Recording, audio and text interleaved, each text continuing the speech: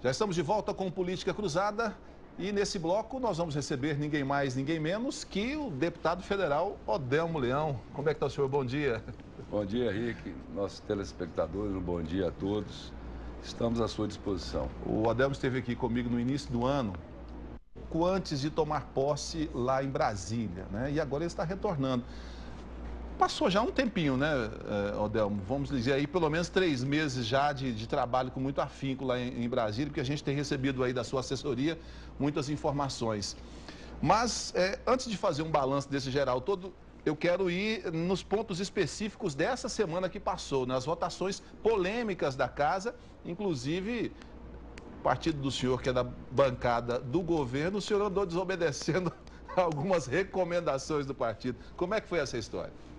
Eu diria a você que esse início de legislatura, nesses 3 meses, o que se votou na Câmara não se votou nas últimas 2 legislaturas. Muita coisa para votar? E ainda tem muita coisa para votar. E são coisas significativas, projetos que estavam ali há 10 anos, 15 anos, 20 anos. Por exemplo, essa PEC Bengala.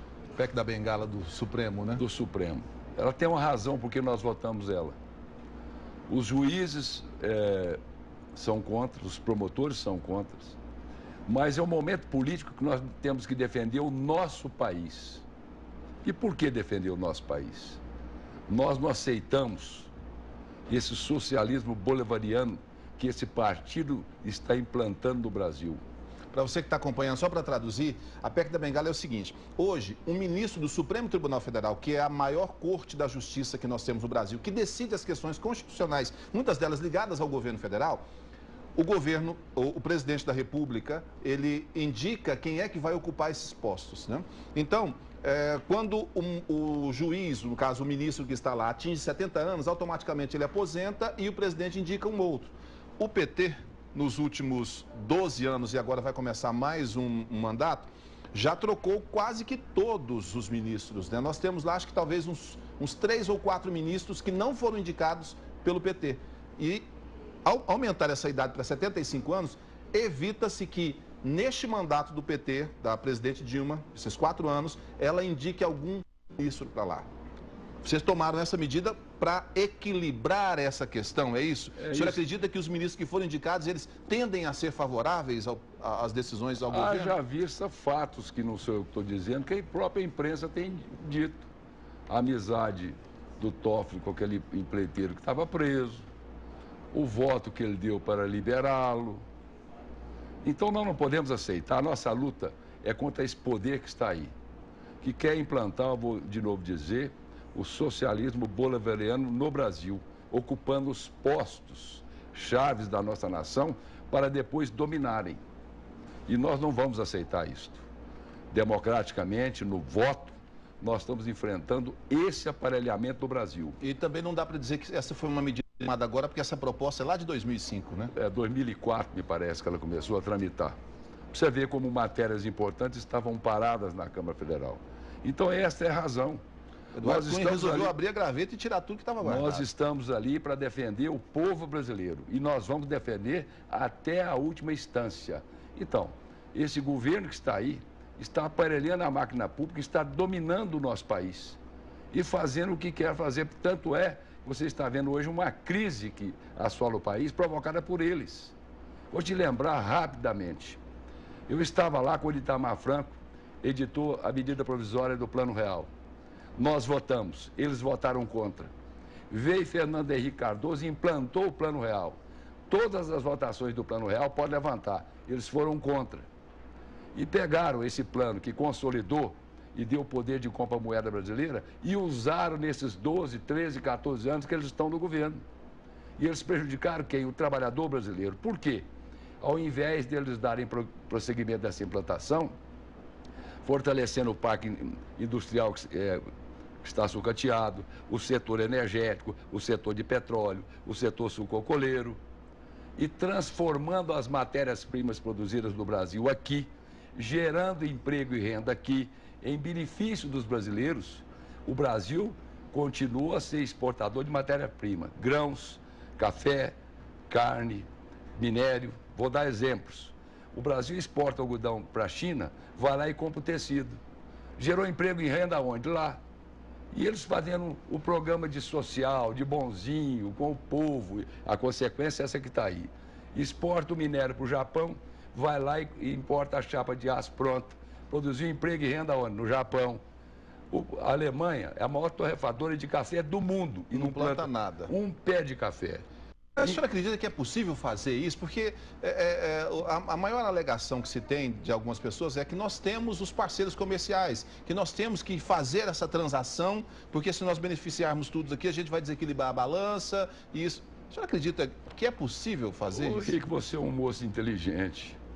Eu preciso perguntar, eu preciso saber da sua opinião. Veja bem, nessas relações comerciais, você, logicamente, você tem a parte que você cede, mas da parte que você impõe também. Agora... Nos últimos anos não se tem imposto muito, não. Não, e o Brasil tem relacionado com quem?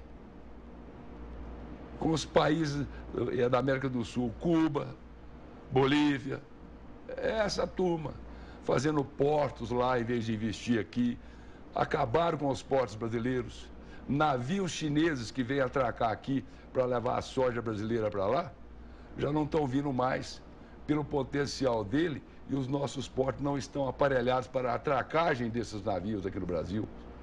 Isso é que eles fizeram com o Brasil, sistema rodoviário todo acabado.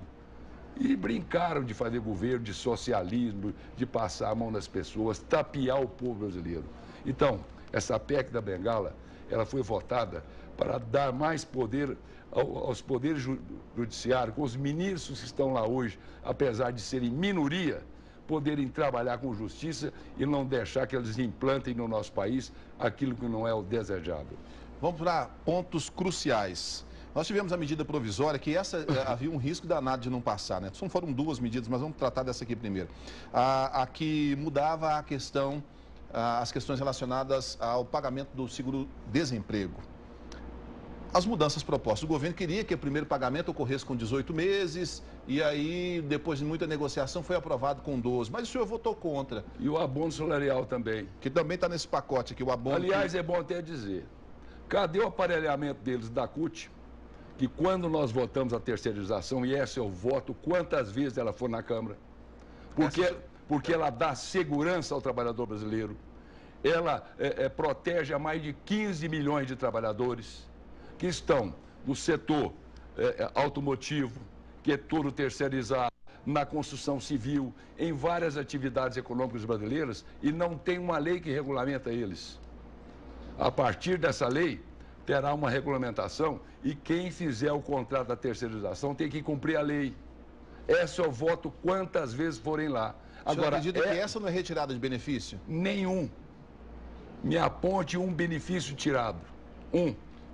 Trabalhar com carteira assinada. O terceirizado assina a carteira com a sua empresa. Mas não tem um vínculo direto com a empresa para quem ele presta o serviço. Mas ele tem o vínculo com a empresa que o contrata. E outra coisa, a empresa que contrata, ela é solidária nas questões, inclusive trabalhistas. Tá, mas eu estou fazendo os questionamentos que normalmente se fazem. Mas vamos lá. Se contrata por um valor menor aqui do que necessariamente ele ganharia se ele prestasse serviço direto. Então, se fosse valor menor, não teriam 15 milhões de trabalhadores empregados. Isto, Rick. Isso é coisa para esconder isso que eu vou falar agora. Mas eu preciso perguntar, Odelo. Mas é lógico. E foi uma jogada do PT e da CUT para esconder isso aqui agora. Cadê o Partido dos Trabalhadores que falou que sempre defendeu os trabalhadores? O seguro-desemprego, a alegação é que há fraudes. Por que não fiscaliza? Por que não joga no supercomputador e aquele que estiver usando indevidamente o seguro-desemprego, pune ele?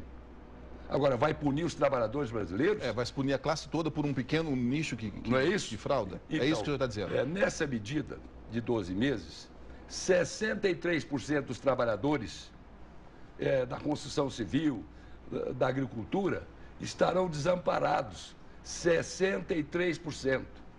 O jovem desempregado, que tem média de vínculo de emprego de 9 meses, 80% dos jovens estarão desempregados. E o abono? 30% dos trabalhadores. Esse sim, esse tira benefício e segurança da classe trabalhadora. Por isso é que eles fizeram aquela onda de terceirização para esconder o voto que eles tiveram que pôr a cara e dar. E eu votei contra e continuo votando contra. O senhor votou contra, o senhor até explicou que na reunião que o PP fez para poder decidir a questão em votar todos juntos, ou votar unidos... A liderança do meu partido foi chamada pelo governo e foi oferecido a ela cargos. Ela ia votar a troca de cargos. E nós fomos na reunião, eu, o Esperidião Amin e outros deputados, e dissemos claramente ao líder da bancada que nós não íamos votar com eles. Dos 39 deputados do partido, 18 ficaram com a gente.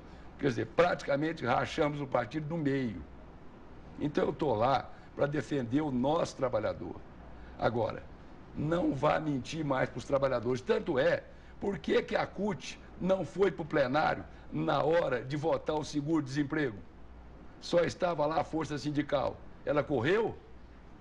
Por que ela não vai pregar agora o retrato dos deputados que votaram contra o trabalhador brasileiro no seguro-desemprego e no abono de seguro? Prega o retrato deles agora. Deixa eu perguntar uma outra coisa, só para o senhor complementar aí. As regras também para a concessão da pensão por morte também foram alteradas agora, inclusive com um escalonamento, né, para se pagar. Esse é um absurdo, preste atenção. Essa está lá para votar. E certamente eles vão votá-la. Na Previdência, você tem aí o seguro por morte, que a pensão que o cônjuge recebe. O marido está segurado, se acontece alguma coisa que ele venha a faltar, a esposa recebe o benefício, recebe o pagamento, e antes não tinha essa limitação, né? Morreu, recebe integral. Então, agora tem limitações de valores e de tempo, né? Quer dizer, se for aprovado. Né? Então, veja bem, o Partido dos Trabalhadores está propondo lá para ser votado que essa regra passe a valer o seguinte: é a reforma da Previdência que eles querem fazer em cima do aposentado. Por exemplo, tem que ter no mínimo 2 anos de relacionamento. A pessoa que tiver até 21 anos recebe somente 3 anos. De 21 a 26 recebe 6. Aí vai o escalonamento até 44 anos. Só a partir dos 44 que recebe. Só a partir dos 44 anos que recebe. Integral. Vejam bem o que eles estão querendo fazer com os trabalhadores. Por isso que eles vieram com aquela coisa de terceirização. É para esconder isso do povo. Mas comigo não vai esconder, não. E nós vamos trabalhar e votar contra. Redução da maioridade penal. Inclusive, o senhor apresentou uma emenda. Parece que essa não tem jeito, né? Essa vai caminhar mesmo para ser aprovada, né? E o senhor apresentou uma emenda para que o adolescente que cometer uma infração, ele fique cumprindo essa pena até os 21 anos no que possa aplicar uma medida socioeducativa e não que ele vá direto para o presídio ou para uma penitenciária. É uma emenda constitucional que eu fiz sobre essa PEC que está tramitando lá, dizendo que o menor apenado, ele vai cumprir a medida social de reeducação, né? Até os 20 anos no ambiente de menores.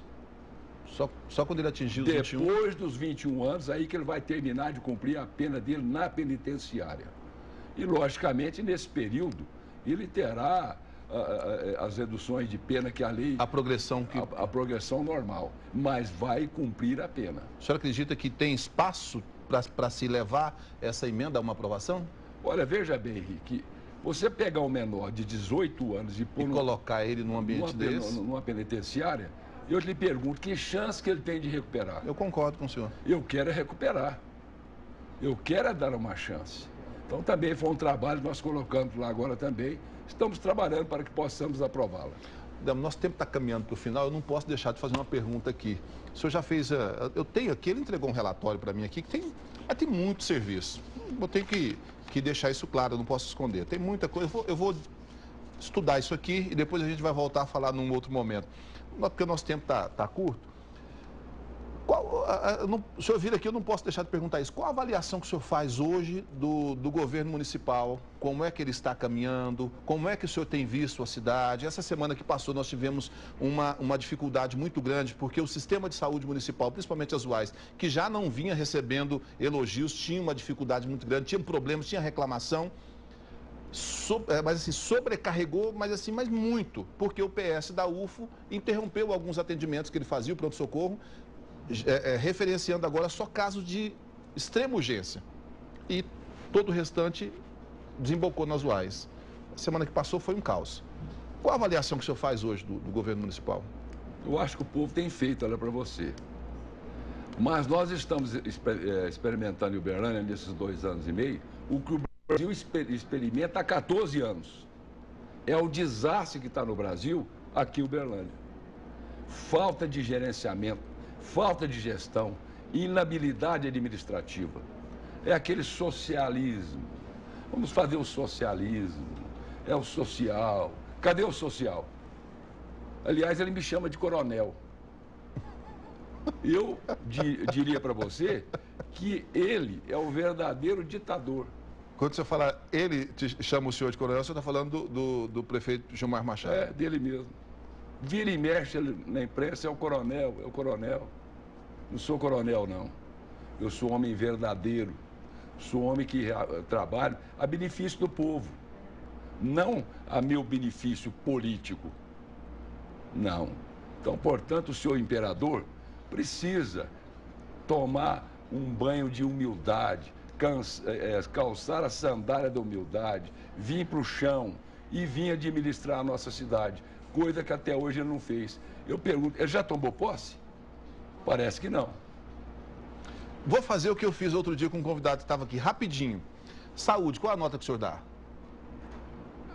Rick, não me pergunta isso. Não, vamos lá, me ajuda. Qual a nota que o senhor dá? É péssima. De 1 a 10. Rick, eu não vou fazer média. 1, tá bom. Educação? 2,5. Transporte? Transporte, que nós deixamos um contrato pronto. E as empresas têm que cumprir o contrato. Aí ele vem na empresa e fala assim, troquei 100 ônibus do Uberlândia. Está faltando com a verdade para o povo. Aquilo está no contrato que nós assinamos, que as empresas são obrigadas a cumprir o contrato. Como ele não pôde mexer no contrato, o transporte público vai até com a nota 6. Ok. Desenvolvimento social? Está aí para todo mundo ver. Cadê os NAICAS que atingiam as crianças de risco? Aí pintaram de vermelho e trocaram o nome, nem sei que nome puseram lá. Cadê o atendimento das crianças de risco? Nota? A nota é 1 também. Eu não posso dar nota boa, me desculpe. Eu não gosto de fazer essa avaliação, entendeu? Eu sou um político também, mas o que acontece em Uberlândia hoje, eu te mostrei gravações que eu estou recebendo no meu celular. O povo ligando para mim... Já que o povo está ligando, o povo está cobrando do senhor, o ano que vem tem eleição para a Prefeitura de Uberlândia, para prefeito de Uberlândia. O senhor me disse lá atrás que cumpriria o mandato de deputado, mas o senhor está dizendo aí que está recebendo ligações. O senhor vem disputar o cargo de prefeito aqui? Mas eu não sou culpado de receber isso, não. Eu diria para você, como sempre te respondi, eleição para prefeito é o ano que vem. Neste momento, eu estou muito preocupado com o nosso país. E acho que o nosso programa aqui está mostrando o que está acontecendo nesse país. Ô, Rick, olha o desemprego que está aí. As montadoras fecharam o segundo turno, que as vendas, principalmente de caminhão, que transporta esse país, foram a zero. Não vai dar para a gente conversar muito mais, porque estourou o tempo. Mas você vai prometer uma coisa, você vai voltar aqui para a gente conversar numa outra oportunidade, aí o programa inteiro. Vamos embora. Tá certo? Obrigado pela sua presença mais uma vez. E parabéns pelo curso de advogado que você está fazendo, viu? Eu estou tentando mais uma qualificação. Vamos ver se a gente consegue. Eu acho que parabéns. Bom domingo para você. Bom domingo para você que acompanhou a nossa programação. Espero que você tenha gostado. A gente se encontra domingo que vem. A todas as mães, um feliz Dia das Mães. Tchau.